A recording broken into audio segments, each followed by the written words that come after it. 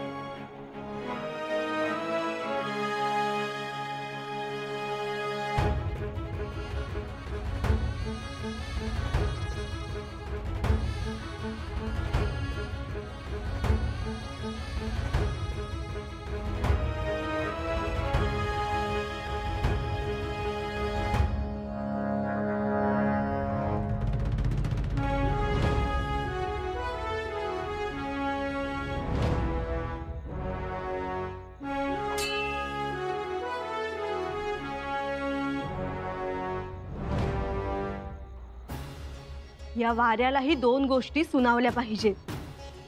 दिवा विझवतो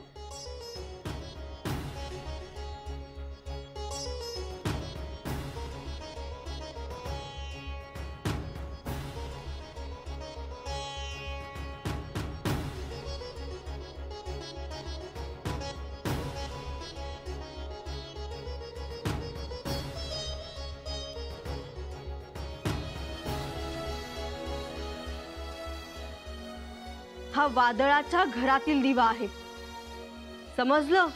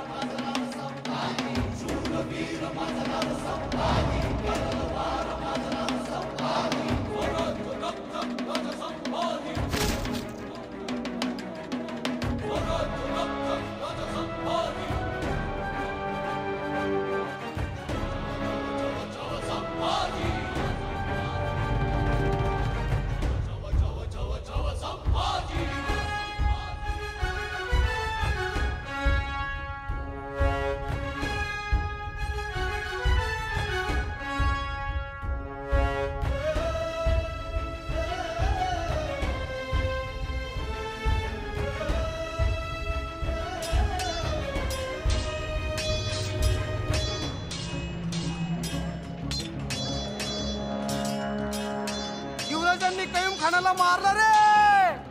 क्या? कयूम खान मर गए? या अल्लाह, भागो.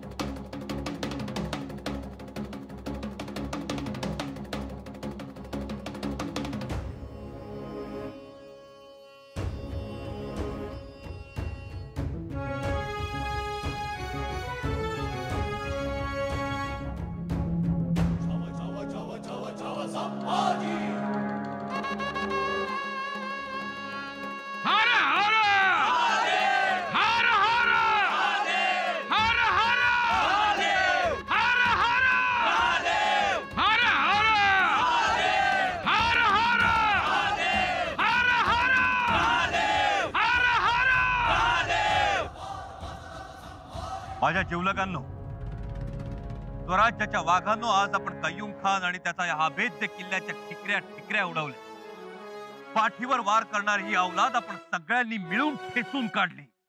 मराठी ईर्ष्या वाघनखासारखी आहे, असते पण दिसत नाही. पण कुणी कुरापत काढली तर मात्र ती पोटाला भिडते, आतड्यापर्यंत आरपार जाते.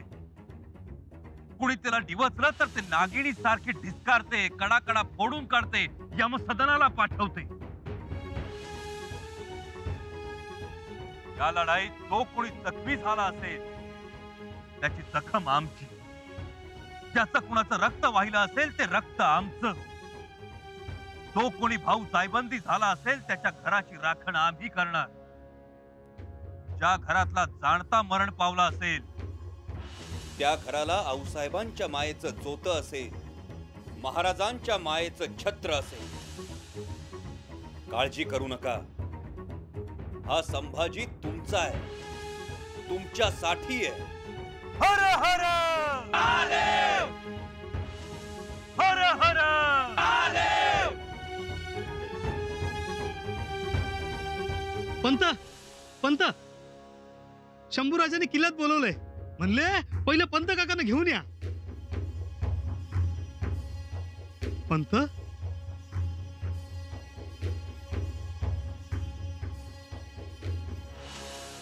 घेतो म्हणून किल्ला घेतला,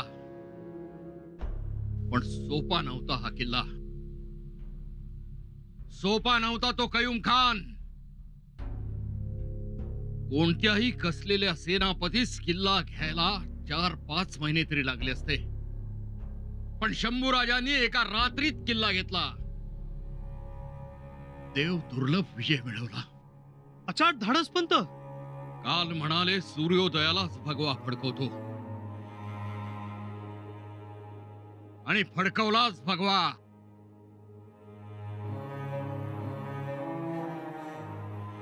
जगातला सुंदर देखावा, बुर्जावरचा फडकणारा भगवा.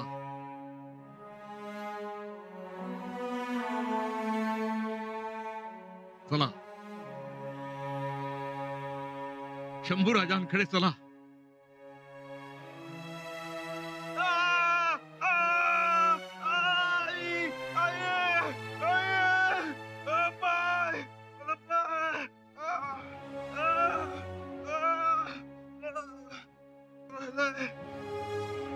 काय झालं? बुर्जावरून खाली पडला बचाव करताना. गुडघा निकळलाय. का निखळला? होय, हात बी लावू देणं झालाय. लय आरडतोय, जायबंदी होणार. जायबंदी होऊन चालणार नाही आमचा मावळा. धरा त्याला, सरळ कर. खांदे धरा. युवराज, युवराज काय करताय? पाय खांद्यावर का घेतला तुम्ही? नको युवराज, नको. इथे कुणी युवराज नाही, सगळेच मावळे. आणि आम्ही आमच्या मावळ्याचा पाय खांद्यावर घेतला तर बिघडलं कुठं? तरी बी युवराज, तुम्ही महाराजांचं मूल. हा भेद करू नका. आमच्या मावळ्यांचे पाय आमच्यासाठी विठ्ठलाचे पाय, आणि आमचा देह ही वीट समजतो आम्ही. धरा त्याला. युवराज, धन्य आहात तुम्ही. धरा त्याला.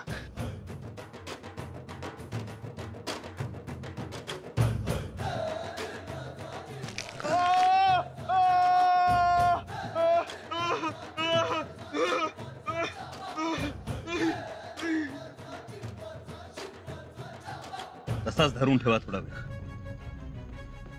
आणखी कोणी जायबंदी? 2 मावळे जाय झाले, बाकीचे जखमा बांधणं सुरू आहे.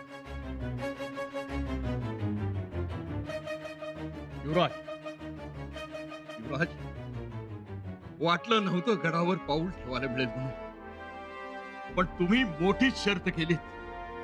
बरोबर, शर्त तर मावळ्यांनी केली. हा किल्ला घेणं सोपं नव्हतं, पण आपल्या मावळ्यांनी जीवाचं रान केलं.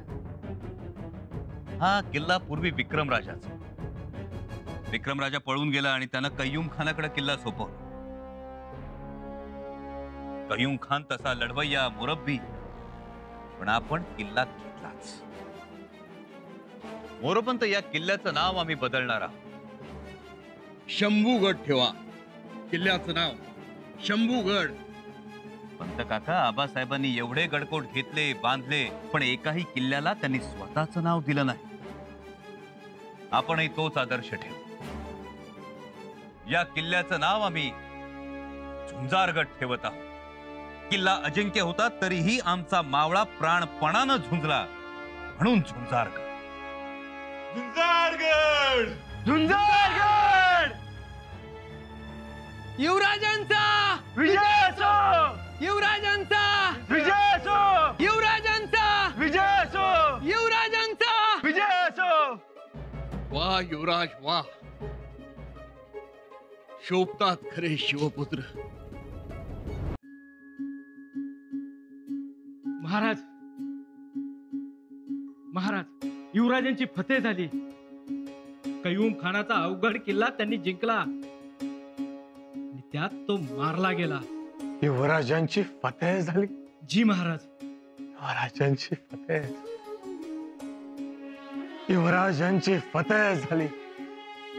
या शब्दांनंतर तुम्ही जे बोललात ते आम्ही नाही ऐकलं, आम्हाला ऐकूच आलं नाही. सांगा सांगा, पुन्हा सांगा. सतत ऐकण्यासारखी खबर आहे ती बोला. जी महाराज, युवराजांची फतेह झाली. कयूम खानाचा किल्ला त्यांनी जिंकला आणि त्यात तो मारला गेला. शाबास शाबास. महाराज, एवढंच नाही तर किल्ल्यावर स्वराज्याचा भगवा अगदी डौलात फडकतोय.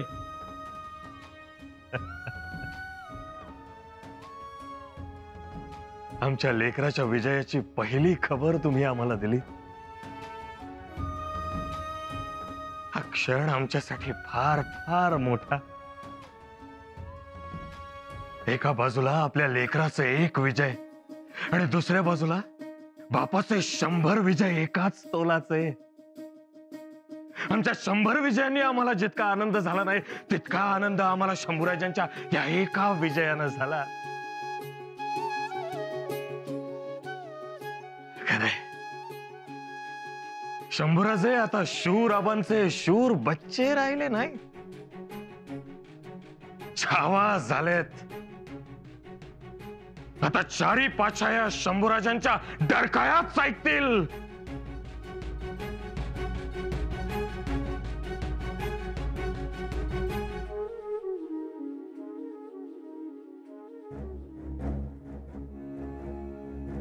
युवराज, किल्ल्यावर पूर्णतः आपला अंमल बसवला आहे.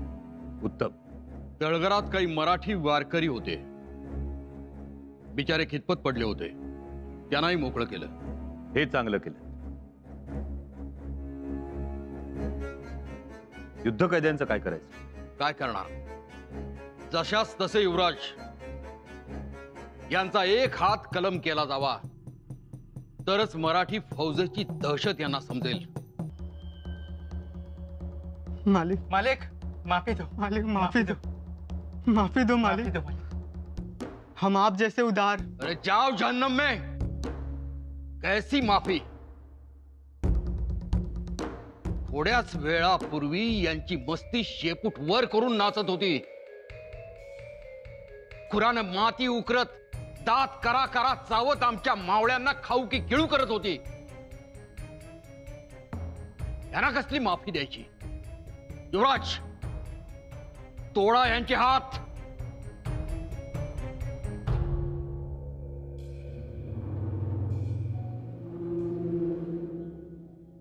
मोरोपंत, आपला सल्ला योग्यच. योग्यच आहे युवराज.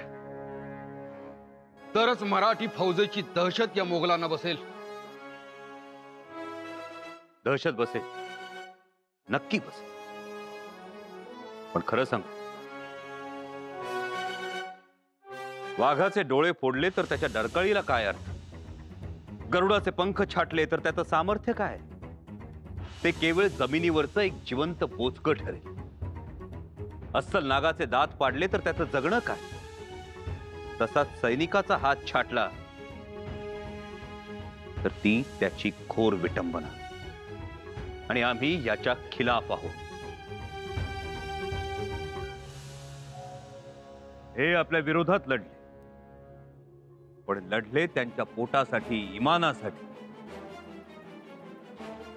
आणि मोरोपंत, आम्हाला वाटतं की योद्ध्याला योद्ध्याप्रमाणेच ठेवावं. योद्ध्याची विटंबना आम्हाला कदापि मान्य नाही. खरं युवराज, पण या कैद्यांचं आता करायचं काय? यांच्यातले जे स्वराज्यात येऊ इच्छितात त्यांना सोबत घ्या. आणि ज्यांची इच्छा नसेल त्यांची शस्त्र जप्त करून त्यांना सोडून द्या. जी युवराज. ऐकलं का बाबांनो? ज्यांना स्वराज्यात यायचं असेल त्यांनी या आणि बाकीच्यांनी शस्त्र जमा करून चालते व्हा. अरे जा ना बाबांनो, निघा, जा तुमच्या त्या औरंगजेबाकडे. मालिक, हम आप जैसे उदार, दयावान, वीर योद्धाओं का आदर सम्मान करने वाले राजा के पनाह में रहकर आपकी सेवा करना चाहते हैं. हम वफादारी की कसम खाते हैं. हाँ हाँ, हम कसम खाते हैं.